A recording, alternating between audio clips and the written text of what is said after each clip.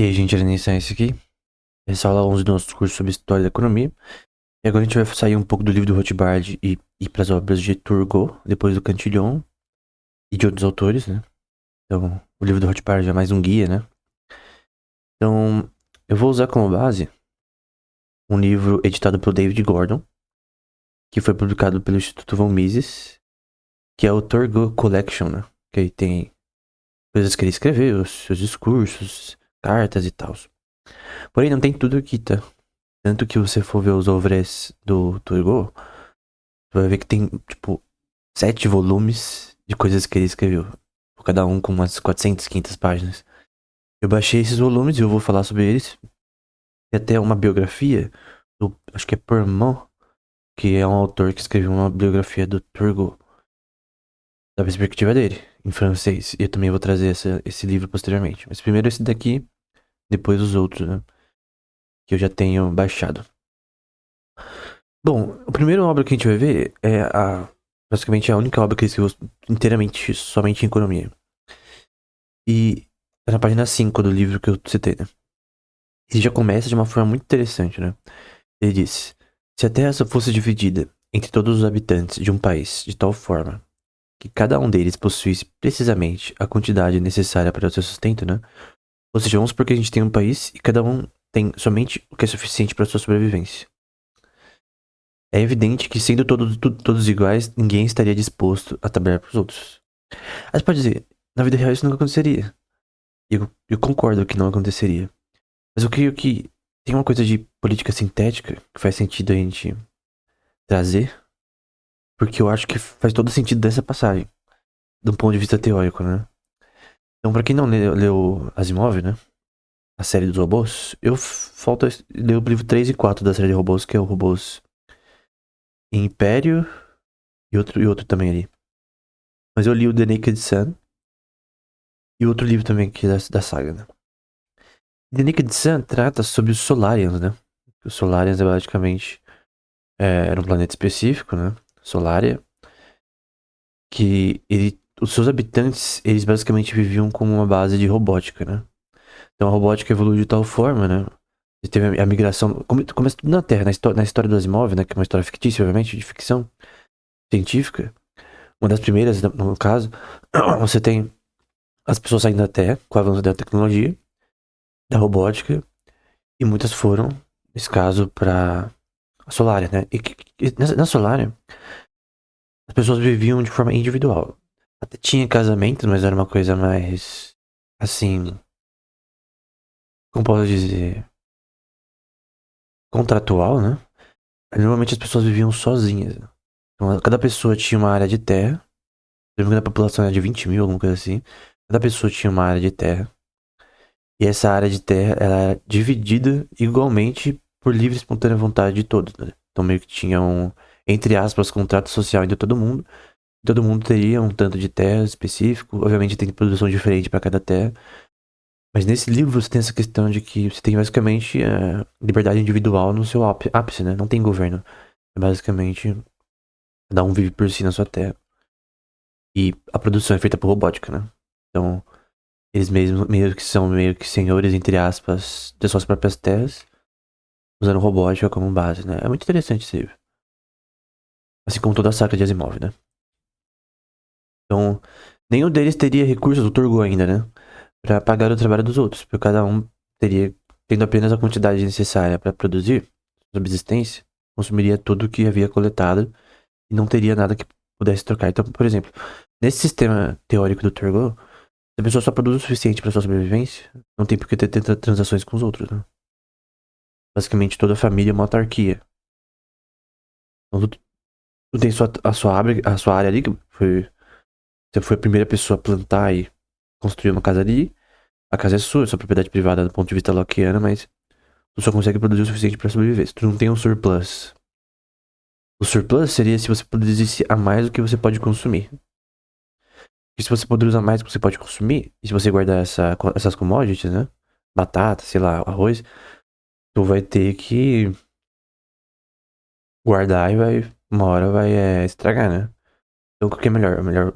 O que sobrar, o que você não conseguir consumir fisicamente, com a sua família, você vende pra outros. E assim sucessivamente. Então, uma pessoa foca em arroz, outra pessoa foca em batata, outra pessoa foca em legumes, outra pessoa foca em feijão e assim sucessivamente.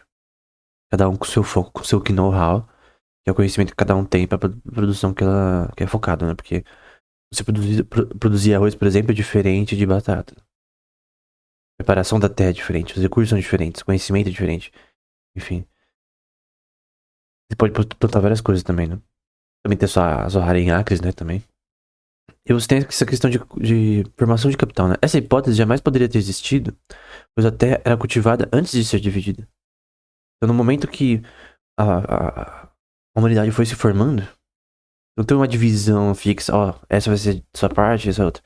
As pessoas foram dominando regiões, por exemplo, se você pôr do ponto de vista ali em Abraão em Gênesis, ele saiu ali de Ur dos Caldeus, perto do Golfo Persa, ali entre o rio, perto do rio, dos três rios, né, famosos, que é o Tigres, Eufrates e Níger.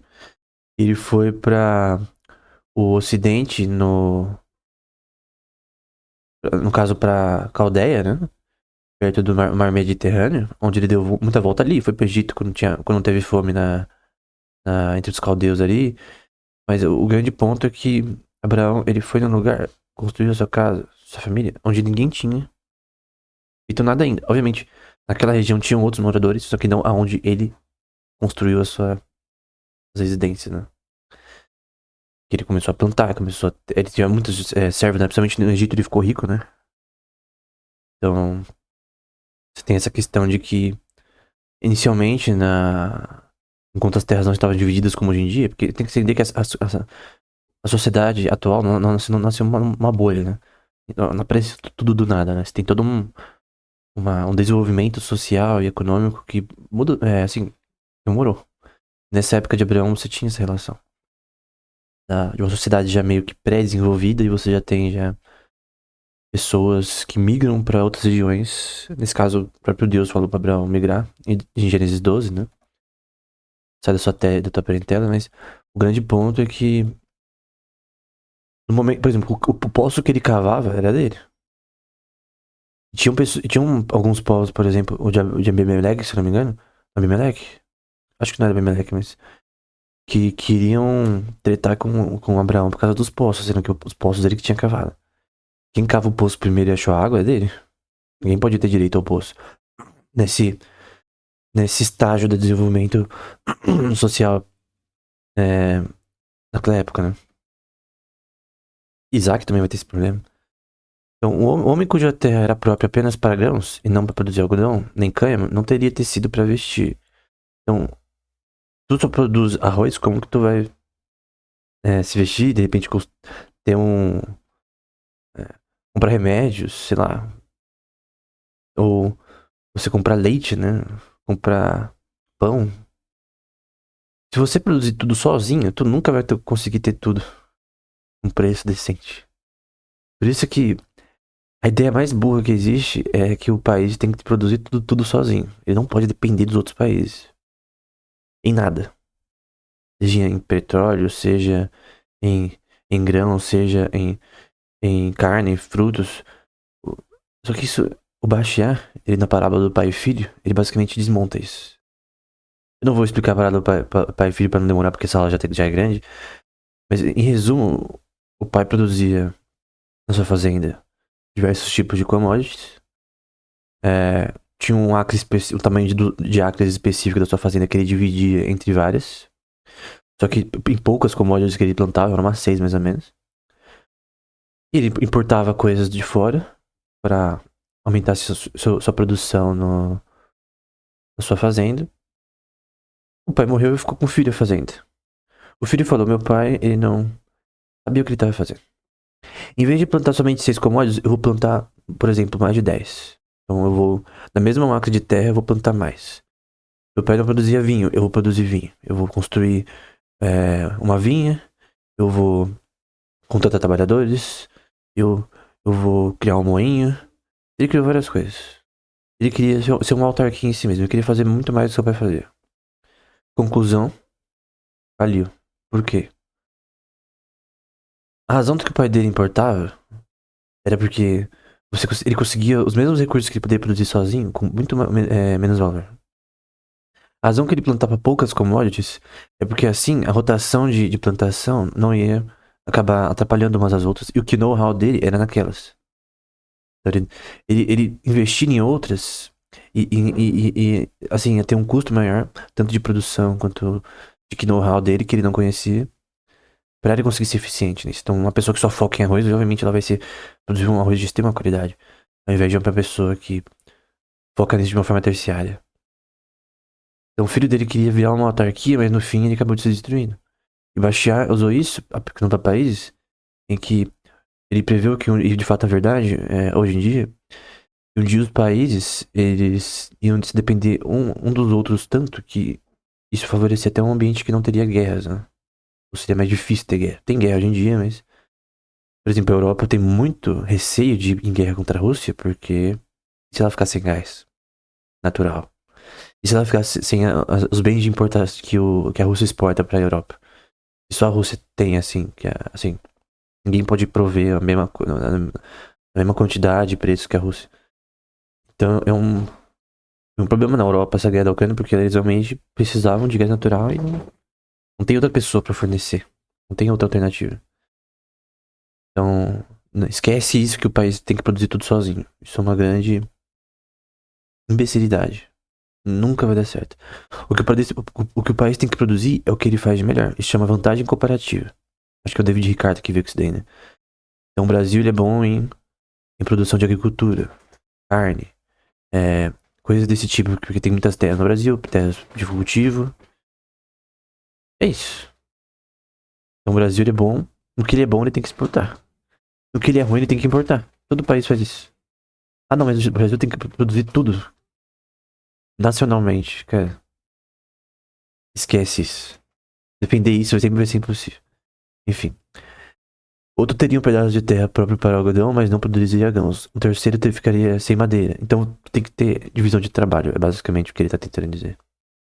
As colheitas que a terra produz para satisfazer as diferentes necessidades do homem geralmente não podem servir a esse propósito no estado em que a natureza as fornece. Então tu não pode simplesmente criar reserva de petróleo do além. Ah, eu vou pegar um empréstimo de $1 trilhão e eu vou criar uma reserva no meu país. Não, não vai dar certo. Não vai ter.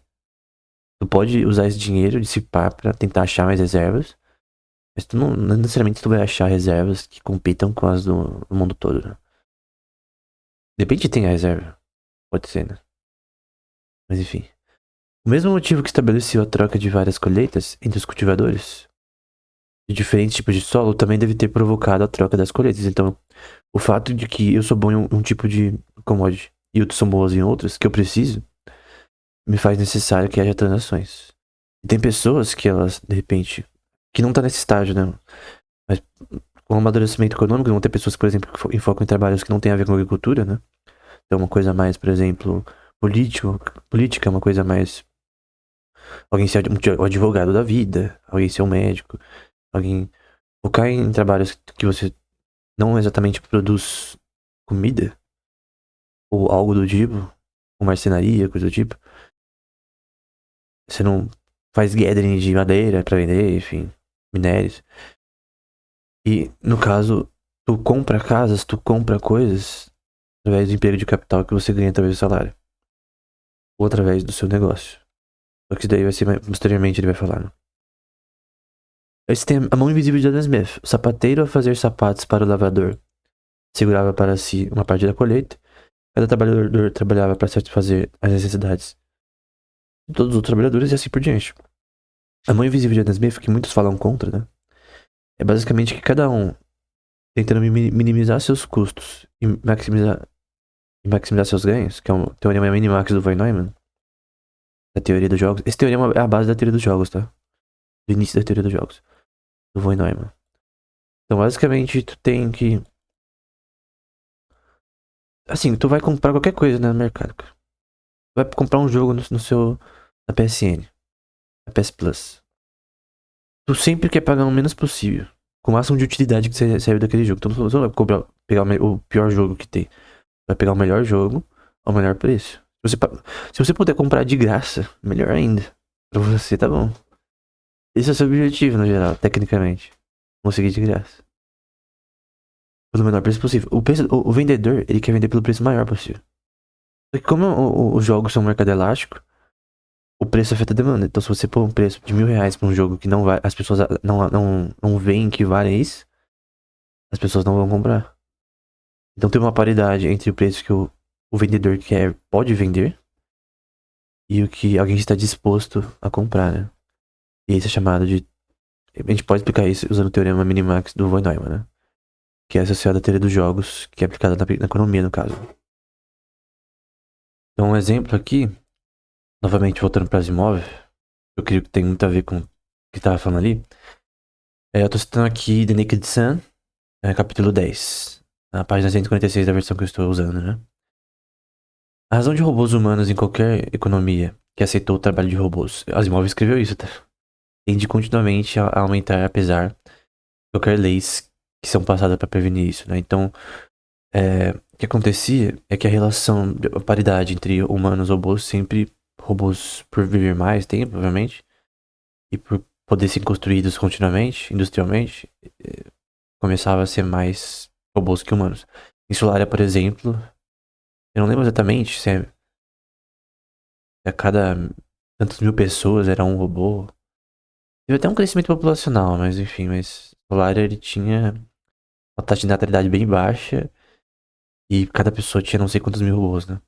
O crescimento é diminuído, mas nunca é parado. Inicialmente, a população humana aumenta, mas a população robótica cresce mais rapidamente. Então, após isso, um certo ponto crítico é alcançado, em que você tem uma população robótica muito maior. O filme Robô, que é inspirado no Asimov, ele é inspirado, ele não é o livro Robô do Asimov, tá? Não tem nem, assim, lógica comparar, porque é bem diferente. Mas o grande ponto é que você tem essa criação do Asimov que tem a ver com, teoricamente, de uma sociedade em que você tem mais robôs que humanos, né? E Solaria funcionou. Solaria até fazia exportação. Era obviamente possível deles consumirem tudo que eles produziam. Então, eles até faziam exportação para outros planetas, no caso, né? Que aí, no caso, é, nessa obra de ficção, né? Científica, tinha isso, né? Então, mas era uma economia em que a Terra era dividida de forma fixa, de certa forma. E cada um produzia o que podia, né? Isso não seria um crime, afinal? No mundo tal como o Solaria, não iria cada habitante se tornar contra qualquer um que seria mesmo que um pouco suspeito de fazer um robô capaz de ferir o ser humano? É que tem uma noção assim, até teve um crime lá com relação a isso daí, de que as três leis da robótica de Asimov se aplicavam. Então, e no fim, a lei busca impedir que o ser humano, que um robô seja capaz de ferir um ser humano. Então, seria impossível, da programação dos robôs em si, que eles se voltassem contra os Solarians. Se voltassem, eles poderiam rapidamente dominar a Solarian, né? Porque no caso, e todo Naked Sun é uma investigação que envolve nisso, né? É possível que as três leis da robótica possam ser violadas, né? O próprio R. Daniel, na obra, que é talvez o mais importante da obra, ele, ele seria o Sony, tecnicamente, eu acho, talvez. Que o R. Daniel aparece em tudo, aparece na Fundação, ele tá em todas as obras, tecnicamente. Ele cria o Império. O R. Daniel, ele cria o Império. Ele, ele, por baixo dos panos, ele cria o Império. Ele age no Império. Cleão I, por exemplo, na Fundação. Ele basicamente é o cara que mexe as cordas atrás dele, né? Acho que é. Não sei se eu vou lembrar o nome dele. Ele usa. Mas enfim. É que ele parece tão humano que é impossível. Tipo, é impossível de você distinguir ele de um ser humano, né? De tão perfeito que é esse robô, né? Em Solaria, os robôs sobressaem dos humanos por 20 mil para cada um. Então, para cada um, tem 20 mil robôs. Em Solaria, né? Questão de proporção. Então, qual que é o ponto que eu queria mostrar dessa passagem de Asimov, né? É uma sociedade onde você tem uma relação de que tem uma divisão de terras fixa para cada um produz ali de forma quase individual. É quase um individualismo anárquico de Rothbard, em sua forma mais perfeita, né? Não tem treta nesse contexto, mesmo cada um cuida da sua terra, ninguém mexe com o outro, é isso. Não é muito difícil de pensar nisso. Só que teoricamente, né, na vida real, acho que é isso daí. Assim como a aquisição de alimentos entre os diversos trabalhos aos quais ele era obrigado, agora turgou, né? Quando o estado de solidão a se dedicar, então uma pessoa sozinha produzindo, ele conseguia produzir o suficiente para sua subsistência. Só que ele não conseguia, por exemplo, produzir roupas, produzir talvez uma casa melhor, que tem pessoas que saberiam mais de marcenaria que ele. Ele não conseguiria, de repente, se a gente evoluir um pouco mais, é, criar gado da melhor forma comparado aos outros, então seria melhor ele comprar dos outros. Então a questão é, transações são algo natural na sociedade. Esse é o ponto principal. Comércio é algo natural na sociedade. É algo natural. Não é algo impelido por alguém, não é algo que alguém forçou na sociedade, é algo natural. E eu posso ir além e dizer que o livre comércio é algo natural. Porque esse comércio naturalmente tem que ser orgânico, ele não pode ter controle sobre ele. Você controlar o comércio, obviamente tu tem que ter leis. Tô deixando leis de lado porque obviamente tu tem que ter leis. Isso é óbvio. Mas tendo leis nesse sistema, tu não pode ter uma um controle que torna ele não natural. Então, tu controlar, fazer intervenções econômicas, você basicamente intervém na ação humana e nas ações das pessoas. Impede as ações das pessoas. Tu fere a liberdade das pessoas. Então, isso não é uma preeminência de honra e dignidade, mas de necessidade física. Você ter transações entre pessoas, né? Então, a oferta e demanda de trabalho nesse caso, né? Ele vende a um preço menor ou maior, mas seu preço baixo ou alto não depende somente dele. Resulta do acordo que ele faz com o comprador de sua mão de obra. Então, tu quer contratar alguém, tu tá basicamente demandando o trabalho de alguém porque você precisa para sua lavoura, por exemplo, tu tem uma fazenda, tu precisa, você não consegue sozinho, tu não dá conta, sua família não dá conta, tu tem que contratar alguém. Você é demandante pelo trabalho de alguém, e aí agora, tendo essa oferta de trabalho, tu é demandante de trabalhadores, no caso, né? Do ponto de vista da perspectiva do trabalhador, ele, ele, ele quer ganhar salário, né? Então ele demanda por um trabalho que paga o salário de subsistência dele. E você tem uma oferta de demanda em que quanto de trabalhadores que os fazendeiros precisam. Isso vai dar demanda para o trabalho. E qual que é a oferta? Quantos tem para isso? Quantos são especializados nisso? Porque tu quer alguém, se possível, com experiência. Então, em várias empresas, tu tem essa relação de que as pessoas precisam de um conhecimento prévio ou experiência. Eu creio que, dependendo do setor, você não precisa de nenhuma experiência e nenhuma. E nenhum certificado nem nada. Basicamente, programação, por exemplo. Se tu manjar o tema, tu não precisa de nada, mas além disso, né? Eu creio que do ponto de vista de funcional, a empresa só precisa do cara que faz o trabalho corretamente. Se o cara fazer, não importa se ele deu pirueta pra aprender, enfim. O que importa é que ele aprendeu. Então, na minha visão, do ponto de vista de contratação, obviamente, as empresas filtram por quem tem a faculdade. O problema é que às vezes tem pessoas de alto nível, né?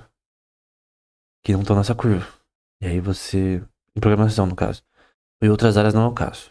Advocacia, tu precisa de faculdade, medicina, várias áreas tu precisa. Outras áreas não. Outras áreas, uma pessoa com curso, tipo, de 3, 6 meses, ela já consegue aprender o suficiente. Então, eu creio que um problema das próprias empresas, às vezes, elas não conseguirem ter tempo, talvez, de testar as pessoas e de filtrar as pessoas que de fato são boas, né? Não seria melhor tu fazer um. Em vez de você simplesmente falar, ó, tem no LinkedIn, ó, tem vaga de tal área, programação, precisa desses requisitos. Não seria melhor você contratar uma empresa para fazer uma prova online, que é factível, né? Ou até uma entrevista que faça. Então, alguns fazem isso. Pra a pessoa provar que ela sabe. Ou você usar portfólios dela como base, enfim. Eu acho que essa forma de filtrar tem muito mais resultado, eficiência, né? É uma coisa de RH, né? Bom, a oferta de demanda de trabalho é basicamente assim. Você tem o real wage, que é o salário. Tu tem o salário de equilíbrio real. Você tem no eixo X, horas trabalhadas, e no eixo Y, tu tem o salário em si. E você tem a demanda nessa linha azul. Então você tem a demanda, uma curva de demanda pelo trabalho, e a oferta. Então, na área de programação, quantos trabalhadores tem? Na região, né? Vamos supor que. Esquece trabalho online, que você trabalha de fora, né? Empresa lá no fim do mundo, tu tá trabalhando pra lá. Vamos supor que tem que trabalhar perto. Tem que ser presencial o emprego. Na área da circunferência, da sua possibilidade de você se deslocar até o lugar de carro ou de ônibus, tu tem a oferta, as ofertas de trabalho dentro dessa área de circunferência. Tanto que quando você vai procurar, tu tem ali na sua área geográfica a tantos quilômetros as vagas, né? Nesse ponto de equilíbrio, que não necessariamente existe, tu tem a demanda e oferta produzindo o equilíbrio de salário real. Só que esse equilíbrio não existe. Porque na prática, o salário mínimo, ele, em algumas áreas, vai criar um desemprego compulsório, né? Em que alguém poderia ganhar mais, mas o salário mínimo permite que ele possa ser pago isso. Normalmente o salário ele vai pela forte demanda desse setor. Ou você acha que se não existisse salário mínimo, o médico não ia ganhar tanto quanto ele ganha? É a mesma coisa, não ia mudar nada. A questão é que, para algumas áreas, ele acaba ferrando as áreas. Acaba ganhando menos do que você poderia. O que tem, normalmente, é o salário médio, né? O Brasil tá entre 1.600 e 2.000 reais. É o salário médio nacional. Só que existe salário médio da região também. Então, São Paulo, é, Balneário da Vida, Campinas. Cada região tem a sua oferta e demanda para trabalho em áreas diferentes. Provavelmente, áreas de programação provavelmente tem mais em São Paulo do que nas áreas mais pobres do Nordeste. Então, se tu for um bom programador e que é algo presencial, ir pra São Paulo é melhor, porque lá tem uma oferta por trabalho maior. Perdão, demanda, é mais fácil demanda. Você pode fazer oferta dos dois lados da moeda, mas enfim. E aqui as horas trabalhadas, né, no caso. Então, também tem uma relação de limite, que aí você vai pra leisure. Mas enfim, não vou falar de leisure aqui. Em WM você tem o salário mínimo, minimum wage. Você tem a demanda por trabalho, que é o Demand of Labor, que é esse DL aqui. E você tem a oferta. E você tem aqui um ponto em que você tem o salário mínimo. É oferta X. Vai gerar uma demanda aqui, nesse ponto. E você vai ter outra, vou deixar de vermelho, que você vê que a quantidade de trabalho empregado aumentou, mas o salário é menor. E você tem um gap, né, nessa região aqui, que converte a curva de oferta e a curva de demanda perfeitamente. Só que tu vê que esse WA não é o mínimo, né? É outra medida salarial, né? Tu vai ter uma região que vai ser aqui, né? Em que talvez, vamos supor, que você tenha um salário maior e com uma melhor quantidade de dinheiro empregado, por exemplo. Vamos supor que teria que fazer outra curva aqui, né? Vamos supor que tem uma curva assim e outra assim. E vamos supor que a gente tem uma oferta assim. Pela quantidade de trabalho empregado, né? Depende do setor, né? E tem setor que você, no caso, tem menos horas que você emprega pra isso, né? Por trabalhador, né? Porque aqui é a quantidade de trabalho empregado no geral, né? Por exemplo, tem empresas que são não 24 horas, né? Mas elas têm uma linha de produção como uma logística, né? Que você tem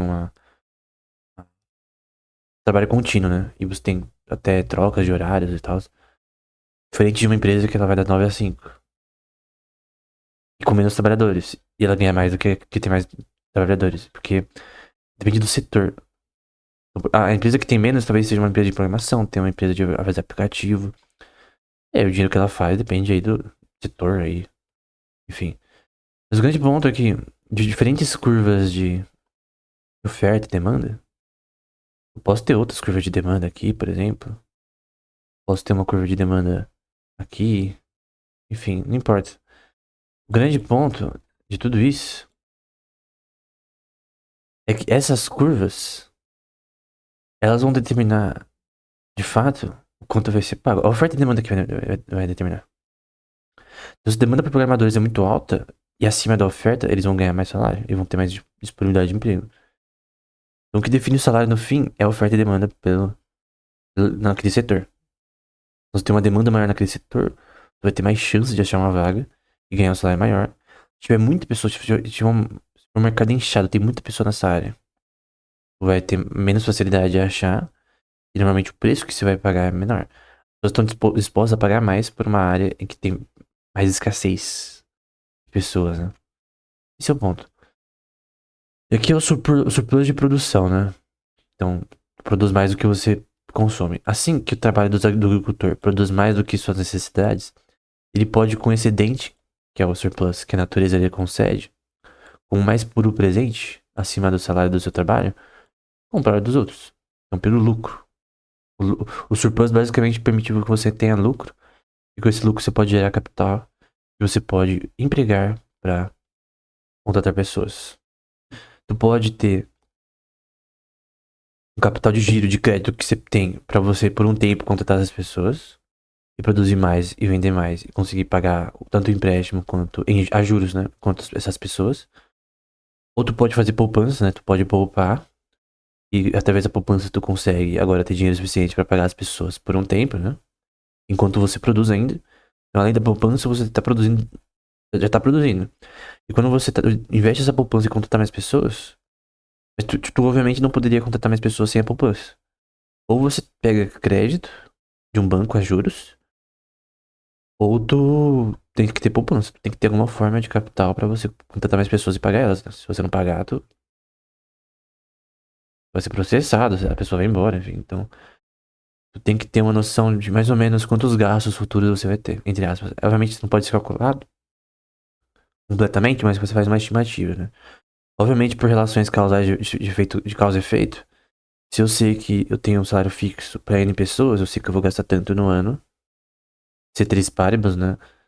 Se tudo continuar como sempre, tanto valor no ano. Quanto ano eu vou gastar em funcionário? É isso. Se eu tirar tantos funcionários, quanto eu vou gastar? Ok. Quanto isso afeta meu lucro? É o meu custo, né? O salário que você paga é o custo.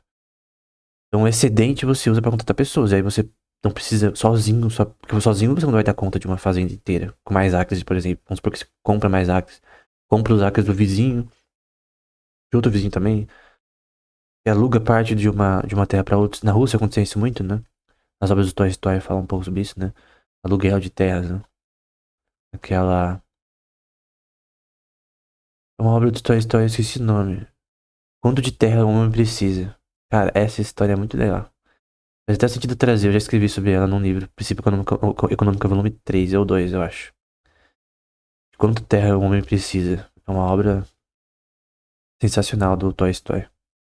Que fala sobre essa relação de terra, né? De um cara que ele sempre quis aumentar o seu trabalho. Até certo momento tava correto, cara. Tava até torcendo pro cara. Você torce pro cara. Nossa, tomara que ele consiga é, comprar mais acres ainda de terra ali na região da Rússia, né? Mirgorod, talvez, né? Tomara que ele consiga ser bem sucedido e tal. Até que ele entra num limbo, né? Em que ele queria tantas terras que no fim ele acabou ficando sem nenhuma. Não vou dar spoiler, né?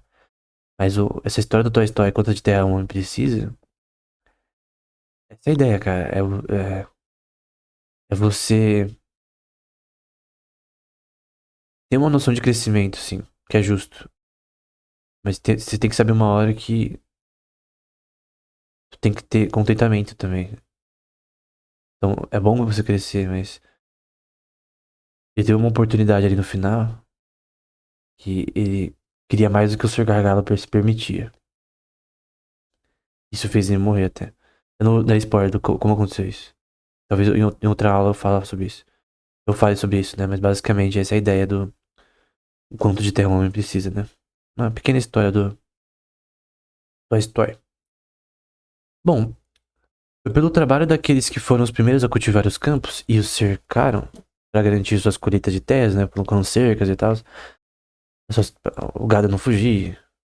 Para garantir suas colheitas, que todas as terras deixaram de ser comuns e que as propriedades fundiárias foram estabelecidas. Então teve uma hora que ninguém era dono daquela terra. Por isso que era anormal na época da colonização americana, da coroa inglesa dizer, ó, eu vou dar land grants para pessoas aqui de terras que ninguém, não era de ninguém. Ninguém tinha trabalhado, nem os índios. Os índios, né? Os nativos, né? Então, é abominável alguém dizer que uma coisa que ele nem tocou. Cara, a coroa inglesa nem tinha. Os membros do parlamento não tinham pisado ali. E eles estavam falando que era deles, tecnicamente. Então a coroa inglesa, ela não estava na colônia em si, fisicamente. Os colonos, sim, né? Eles estavam trabalhando e misturando trabalho com a terra pra tanto plantar ali, pra fazer as suas casas ali, pra viver ali mesmo. Como que alguém dá um land grant de algo que não é dele, que não é de ninguém, tecnicamente? Você simplesmente tá falando, ó, aquela terra é minha, acabou. Simplesmente assume isso. Ninguém fez nada ali, ninguém tocou ali, simplesmente você assume que é sua. Isso chama roubo, cara. Tu tá simplesmente se apropriando de algo que não é de ninguém. Naquele momento é res nullius, né? De ninguém, do ponto de vista romano, né? Res nullius é um termo legal romano usado na Corpus Juris Civilis pra essa questão mesmo. Então não é de ninguém, como que tu pode agir dessa forma, né? Então, até que a sociedade se consolidasse, até que o poder público ou a lei se tornasse predominante sobre o poder individual, fosse capaz de garantir a cada homem a posse tranquila de seus bens. Então, obviamente, numa Hobbesian Jungle, né? Uma terra de ninguém, estilo Abraão, ali na sua terra de Canaã, meio que tudo era definido pela guerra mesmo, né? Então, pode reclamar de guerras hoje em dia, mas antigamente isso tinha mais, cara. E, na verdade, em qualquer momento um país poderia vir, destruir sua nação e que se lasque, ninguém ia te proteger. Cada país era uma ilha, né? De certa forma, entre aspas, né? Tu tinha relações de comércio e tal, as rotas comerciais, rota da seda, blá blá blá, posteriormente.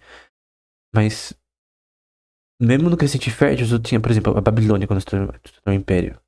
Ela não se tornou um império pegando áreas que não era de ninguém. Ela se tornou um império conquistando outros povos, colonizar Israel. Israel e Judá, né? No caso dos terrenos divididos, né? Então, isso, obviamente, foi culpa de Israel que pecou, né? Por conta disso. Eles foram dominados pela Babilônia. Mas tanto a Babilônia, Medo-Persas, os gregos de Alexandre, né?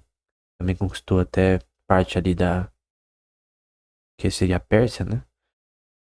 É, e também o Império Romano. Eles não conquistaram algo que era deles, eles conquistaram algo que era de outros, né? Expansão política, militar. E cobravam tributos disso, né? Obviamente sem moral. Mas eles fizeram isso. Eles tomaram o que era de outro. E aí eles tiveram poder para taxar, porque é chamado por John Marshall de o poder para destruir, né? Num artigo importante sobre esse tema, né? Então você vê essa questão. Acho que é um Marbury versus Madison, se não me engano, eu queria falar sobre isso. Não lembro exatamente. Mas você vê essa questão de que quando uma sociedade já tem um amadurecimento que demorou para acontecer, tem uma estabilidade legal maior, né? Então, por exemplo, a própria Roma antiga, ela era primeiro uma monarquia. Era um conjunto de vilas, né? Tinham 7 montes que definiam ali Roma. E aí virou uma monarquia. Uma hora eles tiveram um rei. A lenda diz que Remo e Romulus que constituíram Roma e tal, um traiu o outro, enfim. Tem essas histórias.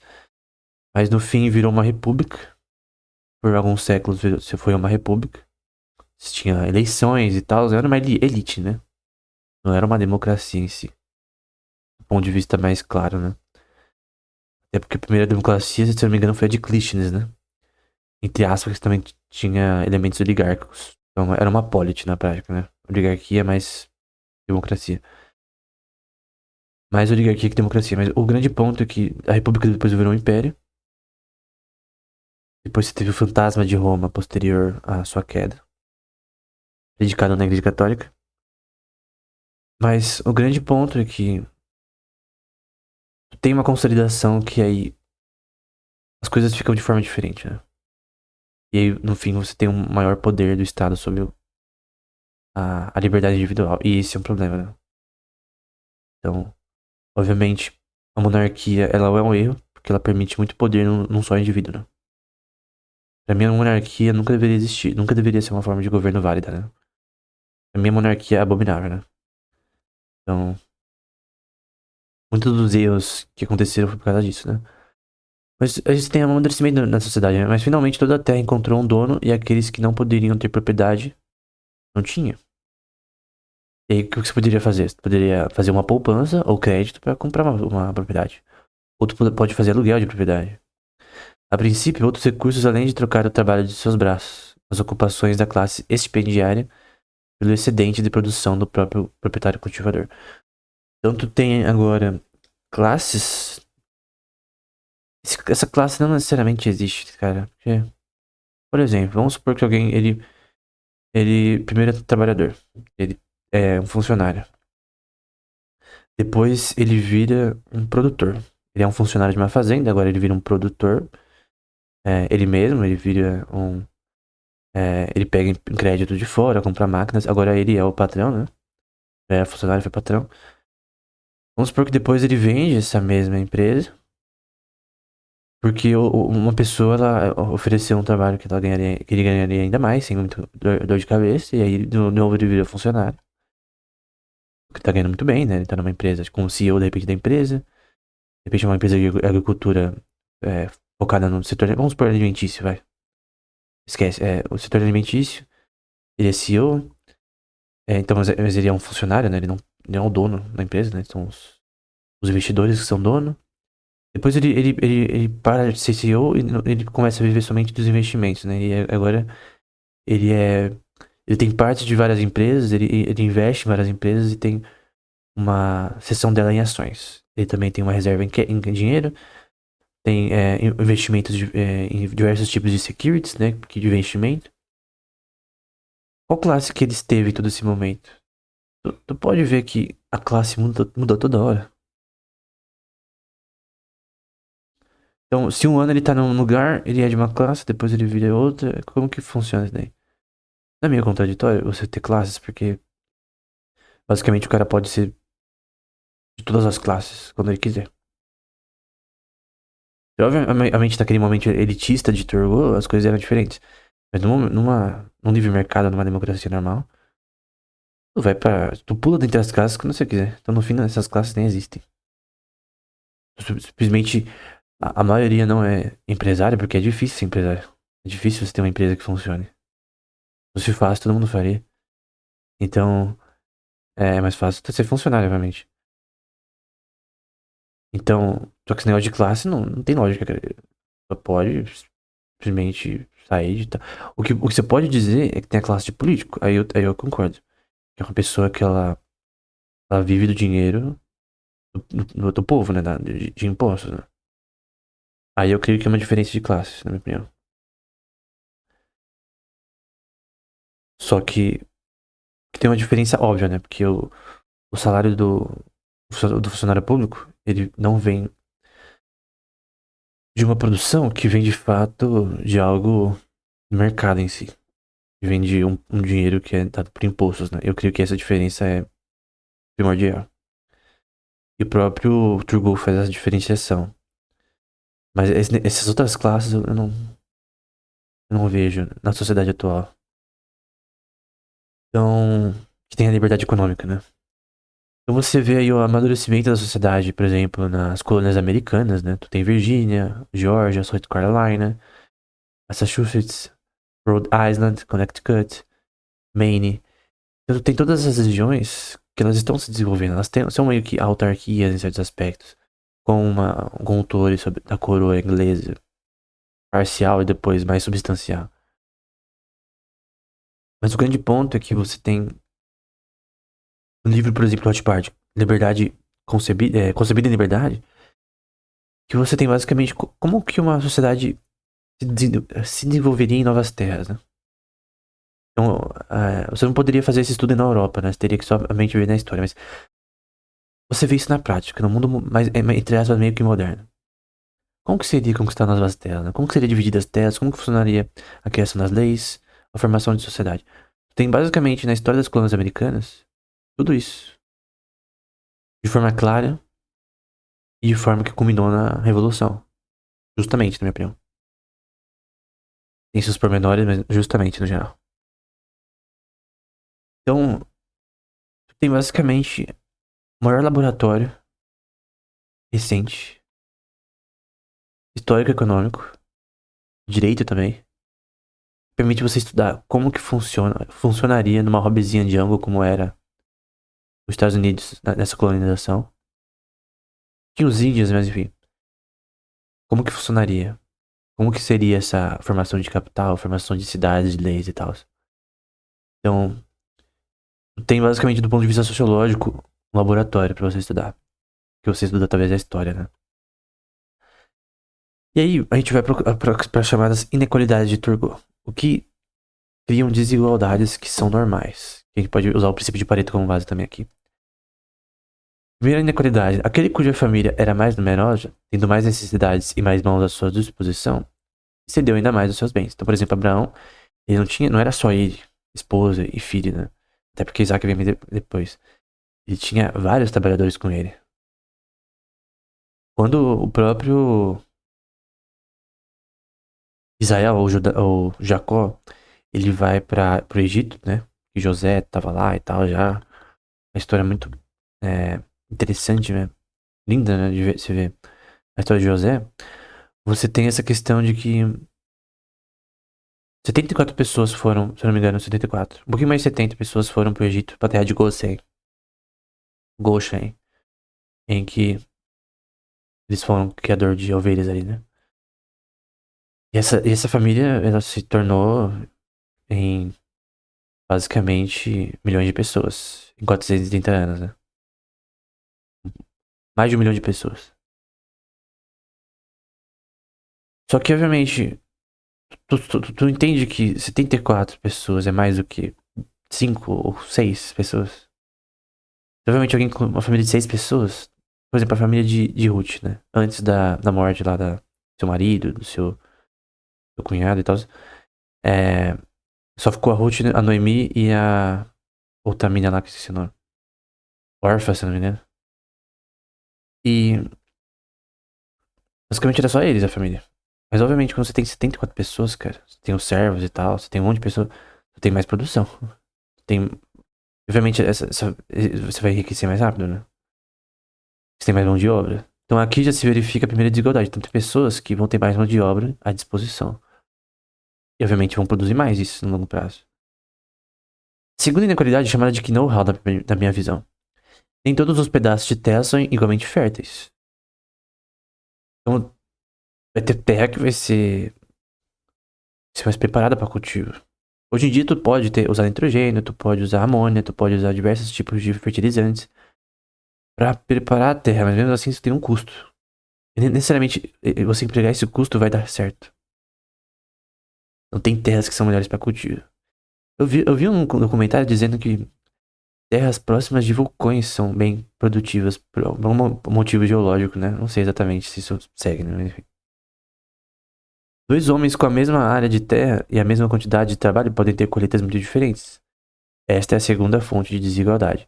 Então não é só a terra, é o know-how. O know-how é muito importante para o empreendedorismo. É basicamente, tu tem as pessoas com a mesma quantidade de capital, mas elas fazem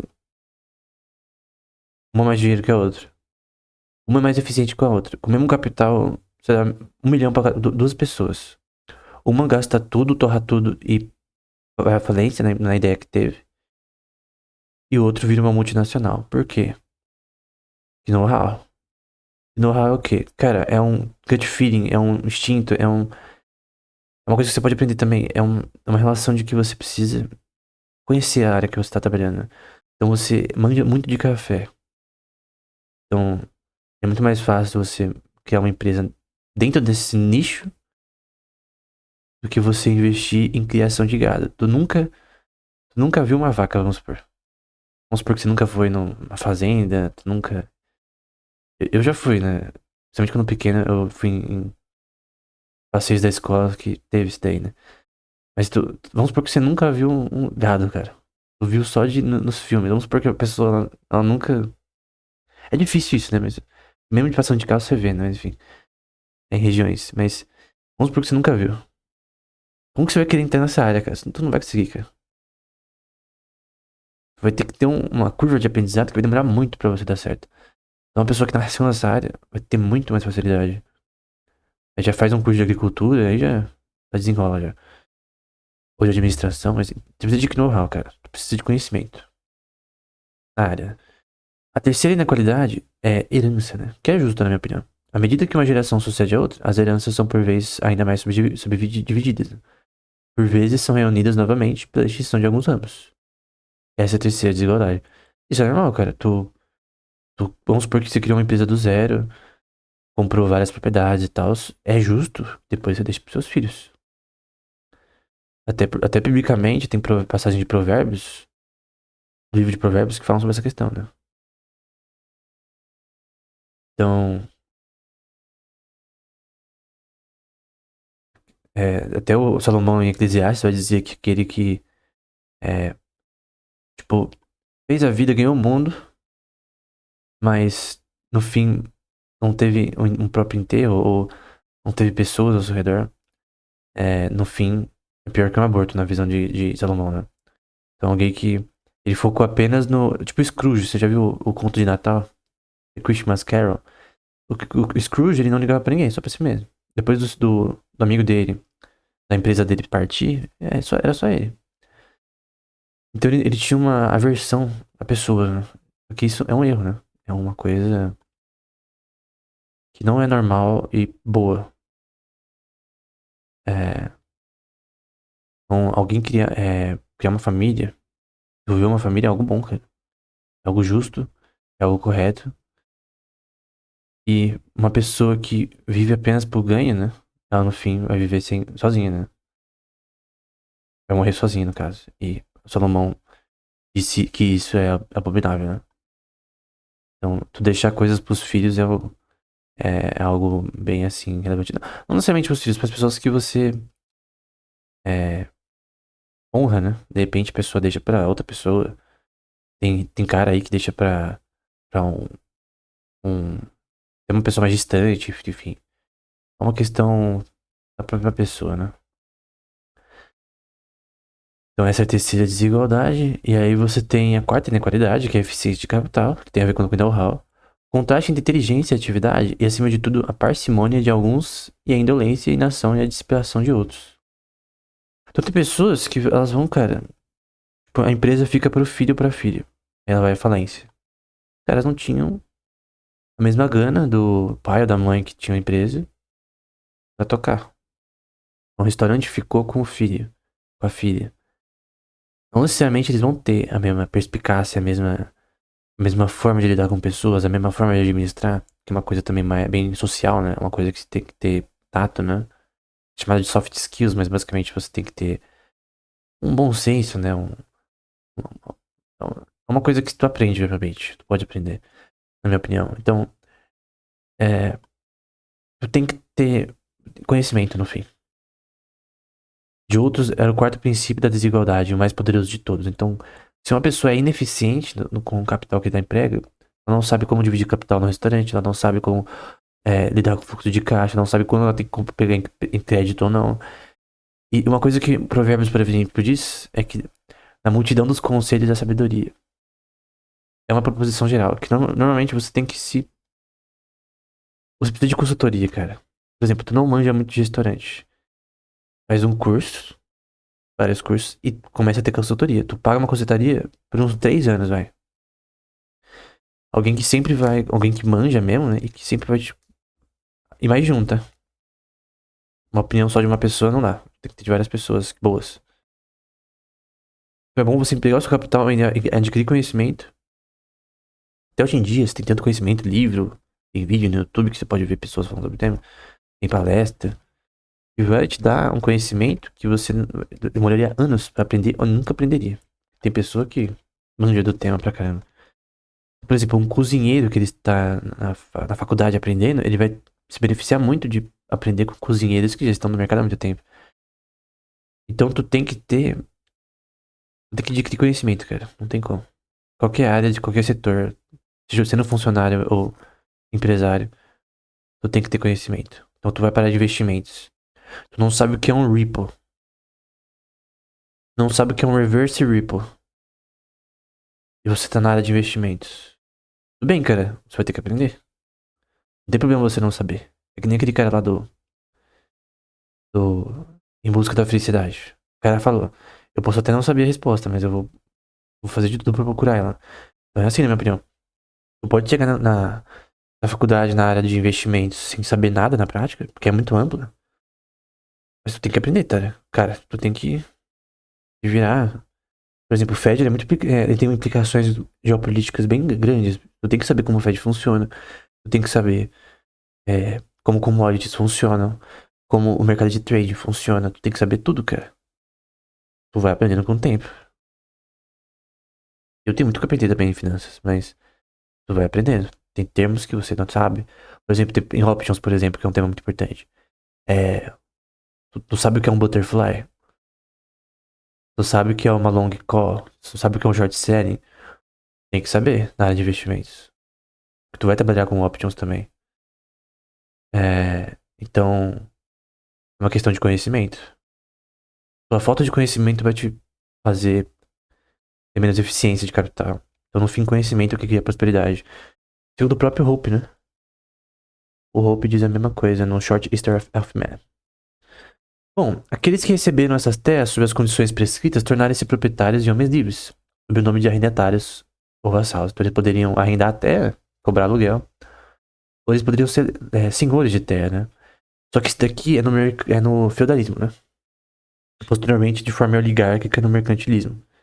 Então, os países, eles davam a pessoas essas posses, né, de terras e coisa do tipo, né? Mais ou menos era assim que funcionava. Então, tem também relações de alugar terras como renda fixa, né? Uma forma de... Ele vai citando forma de você gerar capital, né? Eu já vou citar algumas que eu acho mais interessante. Então, um conforto mais estável, pois recebia todo ano o mesmo preço de arrendamento. Então, tu tem uma renda fixa. Obviamente, essa renda fixa, ela pode mudar com relações de inflação. Tu vai cobrar mais aluguel depois de um ano. E blá blá blá. Tem os trâmites legais na lei do inquilinato no Brasil que tem essas coisas. E um conforto mais certo, porque nunca correria o risco de perder seus adiantamentos. Então, por que é melhor você arrendar uma fazenda do que você ter os problemas de você plantar, de você colher? A pessoa que arrenda, cara, ela tá parada ali, ó. Fumando um charuto, assistindo, sei lá, Netflix, enquanto o dinheiro tá sendo feito pra ela. Então o dinheiro cai todo mês. A pessoa pagar, né? E ela não faz nada. Na renda fixa, tu não faz nada e recebe. Porque você tem uma propriedade. E o gado, os outros bens com os quais os arrendatários haviam abastecido sua fazenda, se tornavam uma garantia para o seu pagamento. Então tu tem ativos na fazenda. A fazenda é um ativo, ela é capital em si, do ponto de vista heterogêneo. Mas é um capital propenso à produção, né?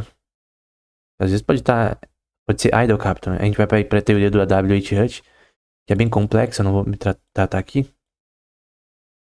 Mas basicamente tu tem a possibilidade a potencialidade, do ponto de vista aristotélico, e até de Aquino, de que aquela fazenda de fato seja bem sucedida. Essa potencialidade permite que o preço dela seja maior. Então é uma terra conhecida como fértil. Então o preço de mercado dela vai ser maior do que uma que não é tão conhecida como fértil. Tu vai ter que ter custo para fertilizantes, você ter que comprar magnésio, ter que comprar cálcio, tudo coisas pra pôr na terra pra ela de fato produzir o que você quer.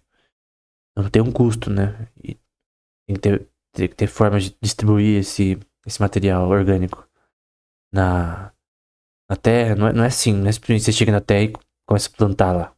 Que nem se fazia na escola lá, plantando feijão no copo.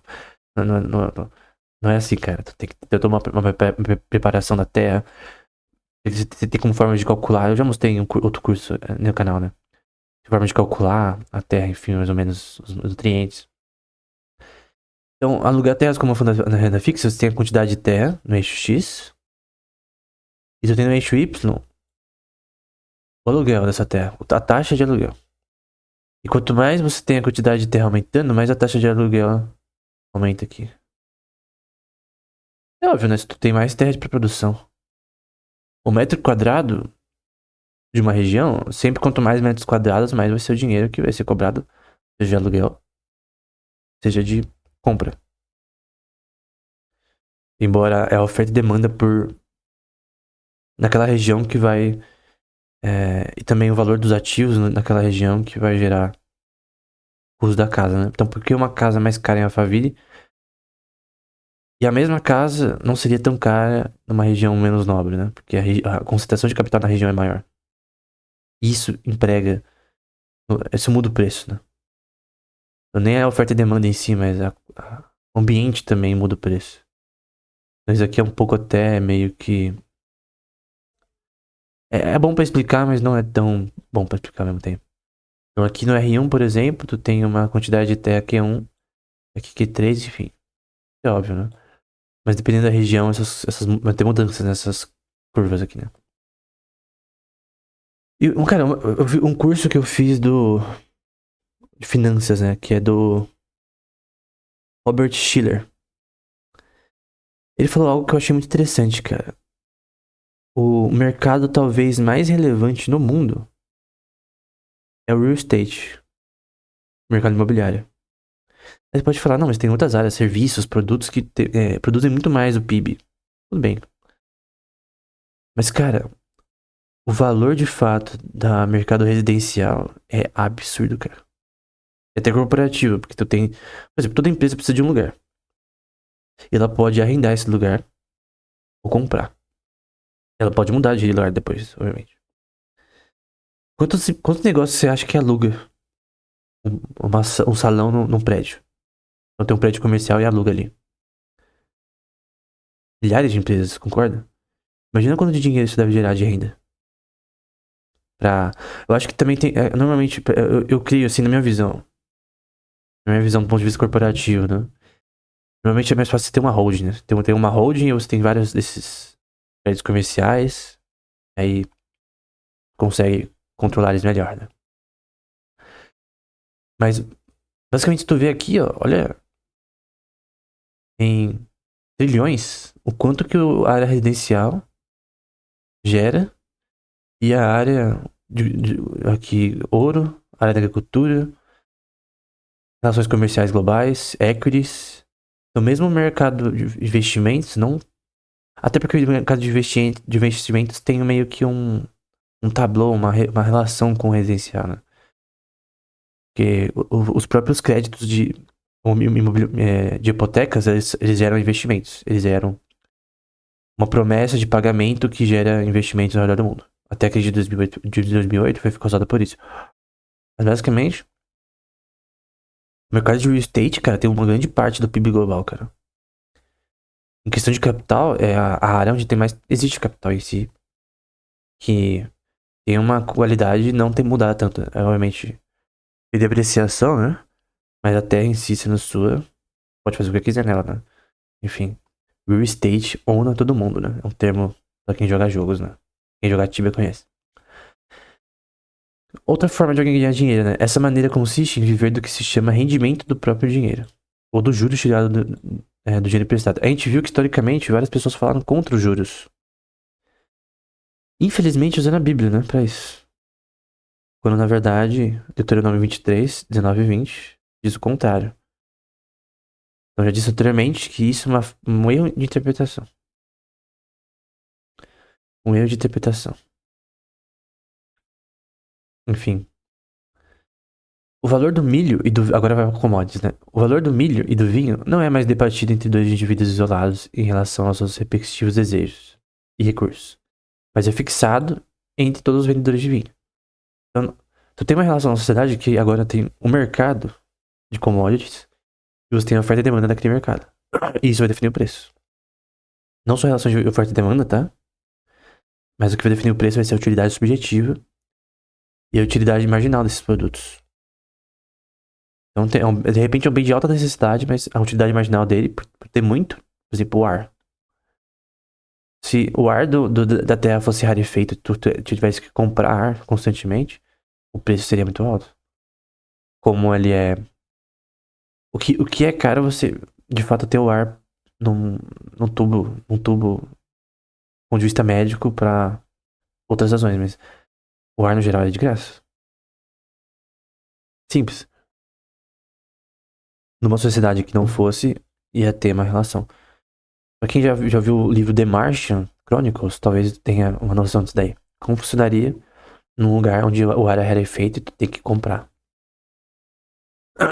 Então, tem oferta e demanda por capital.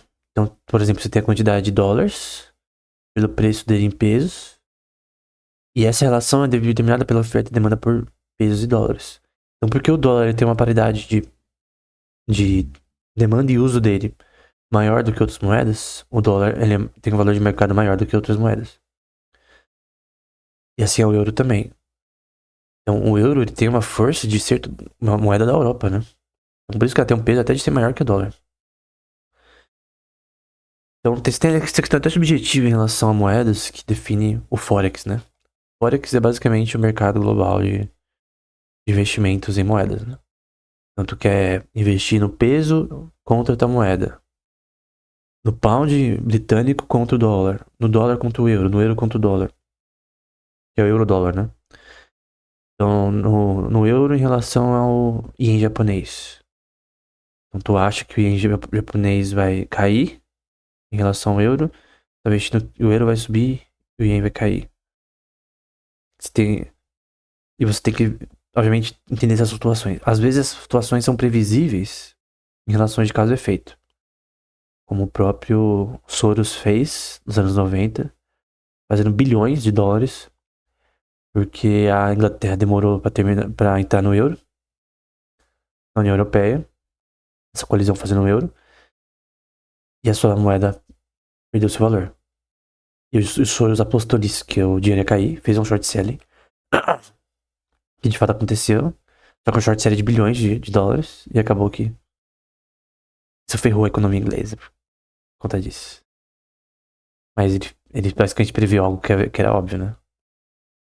E aí tem o equilíbrio de Nash, né? O preço se tornará o preço atual ao qual todos os compradores e vendedores se conformarão. Então tu vai ter um equilíbrio, entre aspas, não é igual a zero, mas é próximo de zero, diferença entre preços de commodities. Então, tu vai no mercado, tu vê o arroz que ele não tem um preço díspare entre cada um. Tu tem diferentes marcas, mas o preço não muda muito de um para outro. Por relações até do próprio fornecedor, de você ter relações de concorrência, né? Se uma pessoa só vendesse arroz, ele poderia escolher o preço que ele quisesse. Seria vendido, que é inelástico. Agora, com várias vendendo, ele tem que ver, ó, tem várias pessoas vendendo. Se eu vender um preço muito alto, ferrou. Então, e será verdade dizer que 6 litros de vinho serão para todos equivalente ao alqueire de milho, né? Então tu vai ter relações de oferta e demanda, que a gente viu nessa imagem aqui, define o valor de mercado das coisas. Ele também fala de commodities como moedas, né? Ele vai citar que algumas nações, até cabeça de gado, era usada como moeda. Na Rússia, em obras que eu já li, até o uísque era usado como moeda. Nos Estados Unidos, nas colônias, a gente viu no livro do Rothbard que tabaco era usado como moeda. Tinha uma reserva de tabaco que tinha uma paridade com bills, né? Notas associadas ao tabaco, com reserva de 100%, né? Disso se pode perceber que todos os tipos de mercadorias, que são objetos trocáveis, medem-se uns aos outros. Tu pode ter uma relação entre trigo e cevada, e algodão, e entre essas commodities que sempre foram usadas como moedas na história, tu tem relações de comércio. Por assim dizer, que cada um pode servir como uma medida comum, ou escala de comparação ao qual se refere aos outros. Então você pode usar moedas tanto como para reserva de valor, quanto para transporte de capital. Por exemplo, é evidente que um homem que possui um pedaço de pano tem muito mais certeza de obter uma certa quantidade de milho por ele, quando ele precisa, do que se ele tivesse um barril de vinho do mesmo valor. O vinho tem várias coisas que podem acontecer com o vinho que podem fazer seu valor diminuir, né? Então, se misturar com água, você pode ter algo que pode danificar o produto, a qualidade do produto. Então, tem coisas que têm um valor mais fixo, né? Isso vai ser aplicado para moedas, né? Para qual moeda é melhor. Então, você pode pensar, né? Qual que é a melhor moeda possível, né? Ao expressar, portanto, o valor de todas as mercadorias, commodities, pelo peso do metal, qual teria valor mais claro, né? Conveniente e precisa, né?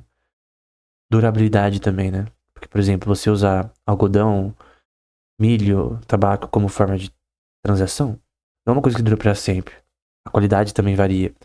Qual seria uma coisa que não muda sua qualidade intrínseca, que é durável e que permite que a gente pode fazer transações sem muitos problemas? Questão de comodidade, qualidade, que as pessoas reconhecem como uma moeda. Pensa aí, qual que seria para você entre todas as commodities? Ouro e prata, né? Bronze também, né? Então, aqui, então, o ouro e a prata constituem dinheiro. Dinheiro universal. Isso sem qualquer acordo arbitrário entre os homens, sem a intervenção de qualquer lei, mas apenas pela natureza das coisas. Então é natural que ouro e prata sejam a forma de moeda. Mas por que usam hoje papel como moeda? Sem lastro em ouro e prata? Por obrigação. Porque as coisas pós-Brexit, perdão, Brexit, não tem nada a ver. Pós Bretton Woods, com Nixon, em 1971, acabou o padrão ouro. Por que acabou? Porque eles quiseram, cara. Não foi porque a moeda Fiat é melhor. Ninguém se juntou e falou, não, moeda Fiat é melhor. Foi uma questão que foi o Nixon que fez. Acabou. Já tava num padrão ouro meio merda, né? De 1931 até essa data, né? Então desde 1931 teve um acordo internacional que o dólar teria lastro em ouro, que seria a base das moedas internacionais. Mas no fim, isso gerou esse problema com Nixon, né? Infelizmente. Então, uma coisa que tem flutuações de prata e ouro, que às vezes o ouro, ele fica maior que a prata fica melhor que o ouro. Por exemplo, em 1980, em 2011, mas no geral o ouro é maior que a prata. Então, mas tu tem flutuações que às vezes um é maior que o outro, mas tu vê um crescimento recentemente mais no ouro também. Cotação do ouro. Mas essas flutuações, elas são de duas commodities que têm uma relação muito boa em ser moedas que têm uma durabilidade, né? Não, tem reservas que não vão simplesmente sumir. Pode ser roubada, claro, mas enfim. E hoje em dia, mesmo com moedas digitais, tu pode ter lastro em ouro. Até com criptomoedas tu consegue ter lastro em ouro, né? Quando o produto que coletavam era difícil de conservar, eles deviam procurar obter, por meio de troca, artigos de natureza mais durável, cujo valor não seria destruído pelo tempo. E ouro e prata, eles são exatamente bons para isso. Ou que pudessem ser empregados de tal maneira a obter lucros que compensassem sua deterioração. Porém, no fim, o melhor seria algo que é durável, né? Então, no fim, a deterioração, por exemplo, do tabaco, de algodão, de milho, de cevada, faz que você perca seu capital se você não conseguir usar ele logo, né? E o capital é um componente heterogêneo, vai ser o Latman que vai dizer isso, né? Mas móveis, casas, pratos, mercadorias, armazéns, tudo que é físico, todo tipo de ativo, ofício, gado, tudo pertence a esse tipo de riqueza. Tudo é capital. Dinheiro não é capital. Dinheiro é uma medida de capital. É uma mensuração de capital. É evidente que os homens trabalharam arduamente para obter o máximo possível desse tipo de riqueza. Antes de familiarizar com dinheiro, né? Obviamente, na verdade, tu só faz dinheiro tendo ativos, né? Onde os ativos podem ser o próprio dinheiro. Por exemplo, aqui um exemplo de alocação de assets hoje em dia, no mundo de investimentos moderno. Por exemplo, tu pode ter 50% em títulos, porque é um investimento de longo prazo, mas sem tanto risco. Tem que calcular o yield certinho nos títulos e tal, mas enfim. O livro Alchemy of Finance do Soros fala bastante sobre essa questão. Você tem as suas ações, você investe, você vê que as ações é uma porcentagem menor de um portfólio. Isso aqui é um portfólio comum de que qualquer pessoa pode vir a ter, né? Rates, né? Que tem a ver com o mercado imobiliário, 5%. Dividendos, 10%. Então tu vê que aqui nesse caso, dividendos você pode fazer de forma diferente. Às vezes tu quer investir mais em ações e menos em títulos. Assim por diante. Mas normalmente a porcentagem é maior em títulos. E não, eu nunca investiria em títulos do governo nacional, tá? Na minha visão, todos aqui tem que ser do exterior. Tem provas aí, tem um curso da Universidade de Genebra, que eles mostram de forma categórica que você investir no exterior sempre vai dar mais retorno do que no investir no mercado nacional. Eu digo sempre, no geral, tá? No geral. Se tu for fazer uma ideia burra, com investir no exterior, tu vai investir. Tu vai perder dinheiro, no fim. Aqui é só um exemplo, tá? Não tô dando dica de investimento, não. E outras formas de cash, né? De dinheiro em si. Então tu tem armazena euro, tu armazena dólar. Então, normalmente tu pega mais sempre. A regra de ouro é tu ter mais títulos, mais cash, né? Que é dinheiro em si. No caso do Brasil, tu pode ter real, dólar e euro, por exemplo. Coisas que não vão variar. Tipo, você não vai comprar bolívar venezuelano, né? Esse é burrice. Então tu vai pegar uma moeda que é estável, né? No geral. Então tu tem um pouco de cash. Então hoje em dia você tem contas internacionais que você pode ter armazenar dólar, né? Tem vários bancos que permitem isso, né? O próprio MS Online permite, enfim. Pode também armazenar em cripto, né? Em stablecoin. Numa que seja justa, né? Não é uma coisa legal pra longo prazo, tá? Mas tu pode também armazenar em stablecoin. Só stablecoin, tá? Porque as outras variam muito. Tu recebe um pouco de dividendos. Dividendos alguns pagam a cada quarter, né? Que tipo, cada semestre. Alguns é bimestral. Depende, cara. Eu não. Depende do dividendo, mas. Normalmente, pra você ter um ganho de dividendos de fato, você tem que investir muito, cara. Muito, muito, muito, muito. Pra você ter um ganho real. Mas tu vê que ele é bem menor do que o resto. Então, normalmente é títulos. E isso aqui tu tem uma visão de. Ao mesmo tempo de longo e médio prazo. Com ênfase em baixo risco, né? Alguém de mais alto risco vai ter mais ações, mais dividendos. E menos bonds e cash. Cash sendo dinheiro, né? É uma forma de alocação moderna, né? Então, você pode alocar de certas formas capital, né? E também é necessário que, em cada ofício, os trabalhadores ou empresário que os coloca para trabalhar tenham um certo fundo de riqueza móvel, né? Acumulado previamente. Ele precisa de poupança, cara. E capital de giro, se possível. Ele pode pegar crédito. Mas você concorda que para pegar crédito eu tenho que ter uma prova de que eu tenho como pagar o crédito? Eu tenho que ter um capital inicial, né? Até o Hotmart fala no economia estado que normalmente tu precisa de um capital inicial para criar uma empresa, mas depende. Então, em qualquer ofício é necessário que o trabalhador tenha ferramentas antecipadamente, ativos, né? Que tenha uma quantidade suficiente de materiais. Então, por exemplo, eu quero fazer um restaurante, uma hamburgueria. Eu tenho uma ideia, eu tenho tudo certo quem vai trabalhar, eu tenho tudo. Eu só não tenho restaurante. É um exemplo, né? Que obviamente eu nunca vou ter um restaurante, mas pelo menos no momento, no curto. Mas entende que se eu não tenho ativo, eu não consigo fazer a minha ideia, não consigo produzir comida para o restaurante. Não preciso primeiro do restaurante, né? Dos ativos. Os ativos de capital, que eu posso ter um empréstimo, que eu posso hipotecar isso daí.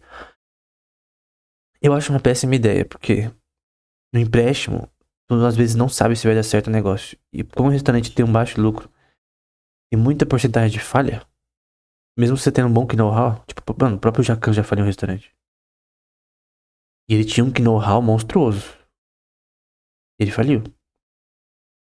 Agora ele tá certo, ele tá dando certo como presidente, mas até uma pessoa super eficiente pode falhar, cara. Normal. Isso é normal. Então o Jacan, como empresário, ele mesmo admite que ele errou e ele cometeu um erro, né? Então ele optou por falir. Falir não. Ir à falência, né? Fecharam o restaurante. Depois abriu, deu tudo certo e tal. Mas é muito tentativa e erro, né? O próprio Turgot cita anteriormente, né? É quando a gente tava citando Hotbar. Então é muito tentativa e erro. Então nesse meio tempo ele vai errar muito. Ele vai falir, ele vai abrir outra empresa, abrir outro negócio, enfim. Normal. E que subsistem enquanto espera a venda de seus produtos acabados. Então é sempre melhor, na verdade, se tu ter poupança, cara. Se você armazena poupança, consegue ter algo melhor do que pegar um crédito e se ferrar depois. Eu não tenho nada, eu só vou pegar crédito, cara. Na minha opinião, essa ideia não é boa. Melhor tu ter poupança. É mais difícil ter poupança, né? É sempre mais fácil ter crédito, mas...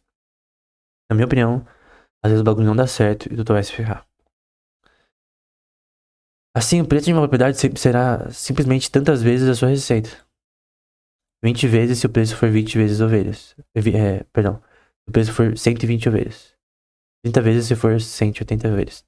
Ou a ovelha sendo a base, a medida de capital nessa propriedade, né? Então o preço de terras varia com a sua capacidade de produção, é basicamente isso. A sua produção futura estimável, né? Então você consegue estimar que você vai ter tanto de produção, tu já tem a possibilidade de rendas futuras. Então, tu tem uma capacidade de produção X, tanto de acres de terra e da terra em si, tu pode vender por um preço maior, porque você tem a soma das rendas futuras como a base do preço da propriedade, né? E assim, o preço atual da terra se regula de acordo com a relação entre o valor da propriedade, definida pelo mercado, e os ativos dessa propriedade, e o que ela pode produzir, e o valor da receita que ela pode ter. Então, se eu tenho uma fazenda que é improdutiva, o cara não pode cobrar um valor tão alto, porque eu vou ter que gastar muito grana pra fazer essa merda dar certo. Enfim. E o número de vezes que o preço da propriedade contém a sua receita é chamado de compra de terra de tantos anos. A soma das rendas futuras, né? Ou das receitas futuras possíveis, tecnicamente. Também não é menos evidente que este preço ou essa taxa deve variar de acordo com o número dos compradores e vendedores. Então tem uma oferta e demanda da terra, né? Da maneira que o preço de todas as outras mercadorias varia de acordo com a proporção variável entre a oferta e demanda. Então o que define, no fim, o preço da terra é a oferta e demanda na região, os seus ativos, né? Então, obviamente, mesmo que as relações sejam ceteris paribus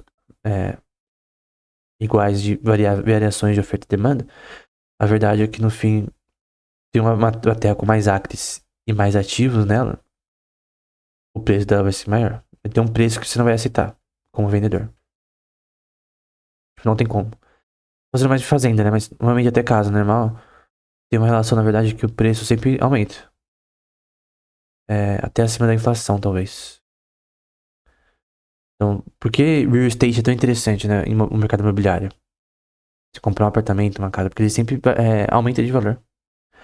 A área ao seu redor sempre se valoriza. Então, a área que você compra, de repente, por exemplo, uma área específica que eu conheço.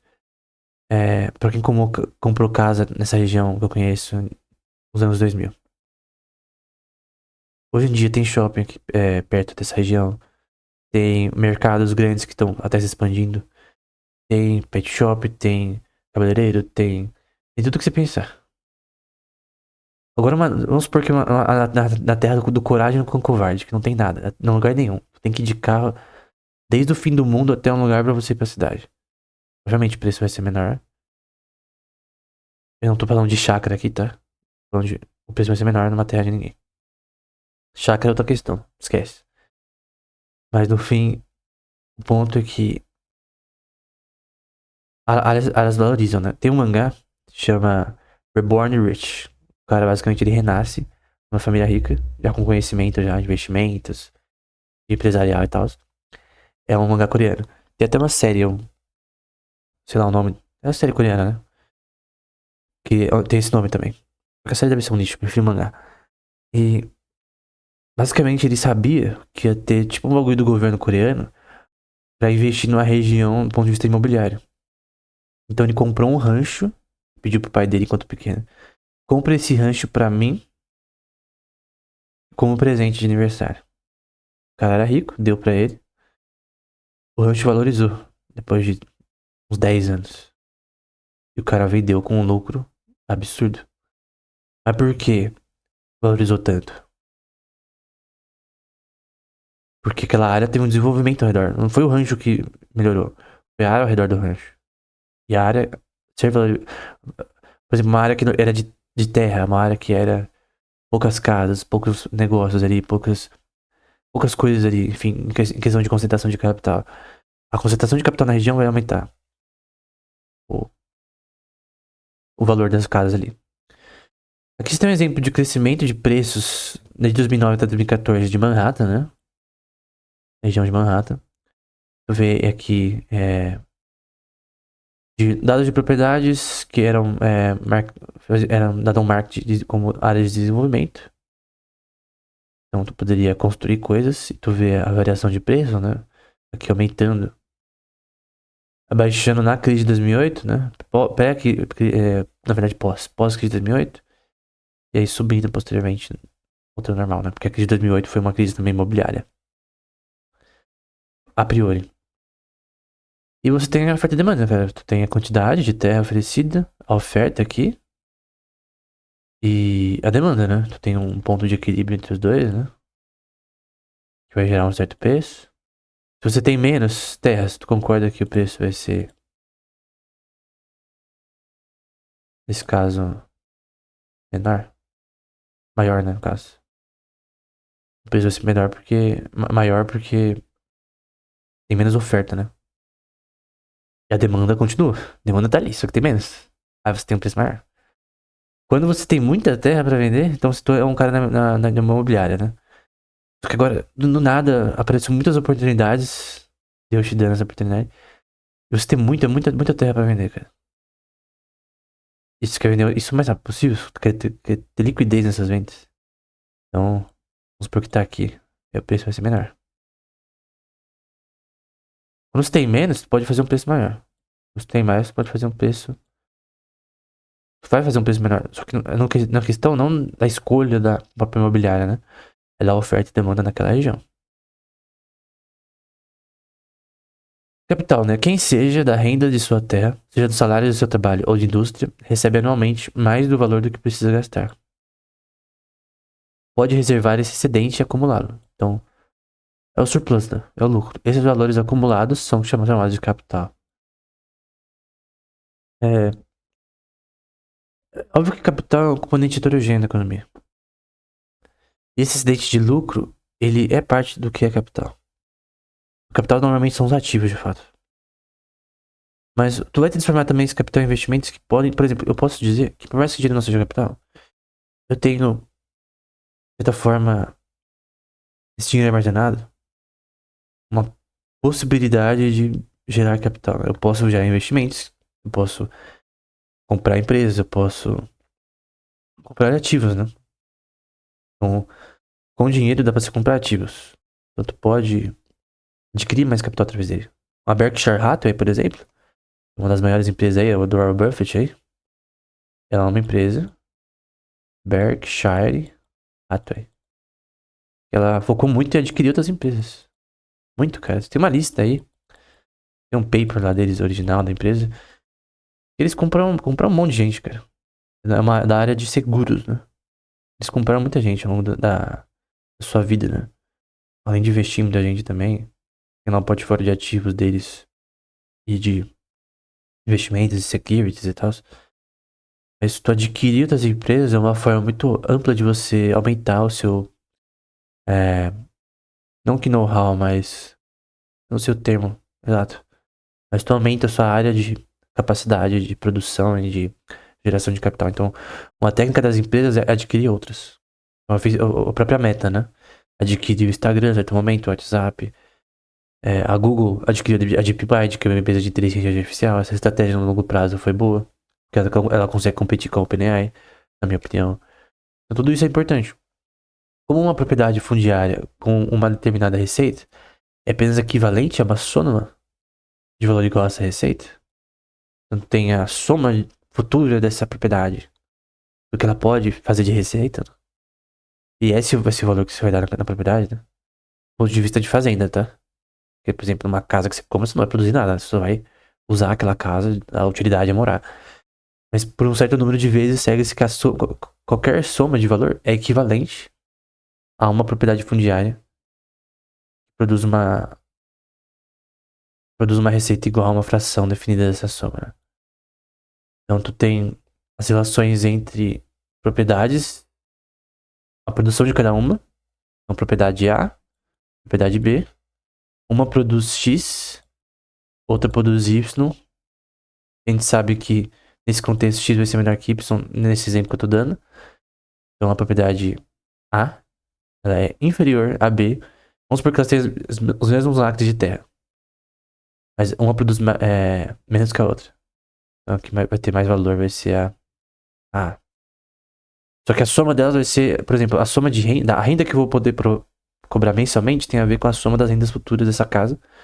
E se a soma das rendas futuras de 10 anos, por exemplo, não der um valor que pode dar um valor que às vezes é melhor você vender. Então tu vai ter mais dinheiro vendendo do que alugando, no caso. Porque pensa, se você não conseguir mais renda do que você pode conseguir vendendo em 10 anos ou 14 anos, não vai sentido alugar. A não ser que você dependa disso. Mas se você vende, você pode guardar dinheiro e usar da mesma forma. Então, com a aposentadoria, no caso, enfim. Mas o grande ponto de Turgot aqui é as bases da teoria econômica. E a gente vai continuar na próxima aula, na parte 2, das principais obras de Turgot, a falar sobre esse tema. Então é um tema que faz muito sentido com Cantillon e com os fisiocratas no geral, né? Tem uma teoria de como funciona a ação humana na sociedade, né? Do ponto de vista econômico, né? Como essas pessoas transacionam, como que é a forma de gerar capital, o que é capital. É bem teórico, né? Bem basilar essa obra do Turgot. Então a gente vai continuar ela. Faltam 30 páginas que talvez eu já termine na próxima aula. Então é isso.